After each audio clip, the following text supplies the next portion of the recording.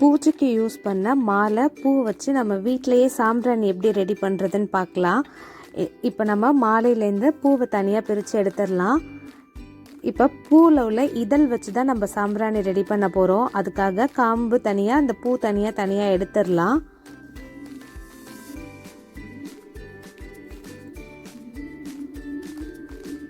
இங்கே பாருங்கள், இப்போ இந்த மாதிரி இதழ் மட்டும் தனியாக எடுத்து இதை நம்ம ஒரு நாள் ஃபுல்லாக வெயிலில் காய வச்சிடலாம்.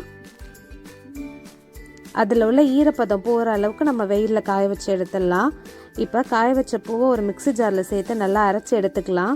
இன்னொரு மிக்ஸி ஜாரில் கற்பூரம், கிராம்பு, ஏலக்காய், பட்டை, பச்சை கற்பூரம், நுணுக்குன சாம்பிராணி, 2 ஸ்பூன் நெய் ஊற்றி அதையும் நல்லா தனியாக அரைச்சி எடுத்து வச்சுக்கலாம். இப்போ நம்ம ஏற்கனவே அரைச்சி வச்சுருக்கிறதுல கொஞ்சம் ஜவ்வாது சேர்த்து இப்போ நம்ம அரைச்ச மிக்ஸையும் அதில் சேர்த்து நல்லா அரைச்சி எடுத்துக்கலாம். இது இன்னொரு பாத்திரத்தில் மாற்றி நல்லா கையால் கலந்து விட்டதுக்கப்புறமா நமக்கு எந்த ஷேப்பில் வேணுமோ அந்த ஷேப்பில் நம்ம அதை பிடிச்சி வச்சுக்கலாம்.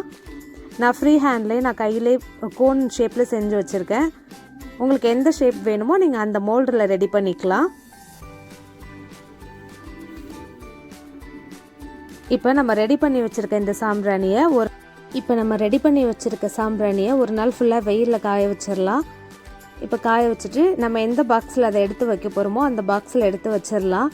இப்போ பாருங்கள், நான் உங்களுக்கு ஏற்றி காமிக்கிறேன் எந்த அளவுக்கு சூப்பராக இதுலேருந்து புகை வருதுன்னு பாருங்கள். இதில் நம்ம ஜவ்வாது, பச்சை கற்பூரம் எல்லாம் சேர்த்துருக்கிறதுனால கோயிலோட ஃபீல் அப்படின்னு நம்மளுக்கு இருக்கும். இங்கே பாருங்கள் எவ்வளோ சூப்பராக இதுலேருந்து புகை வருதுன்னு பாருங்கள். நீங்களும் செஞ்சுட்டு எப்படி இருக்குன்னு சொல்லுங்கள்.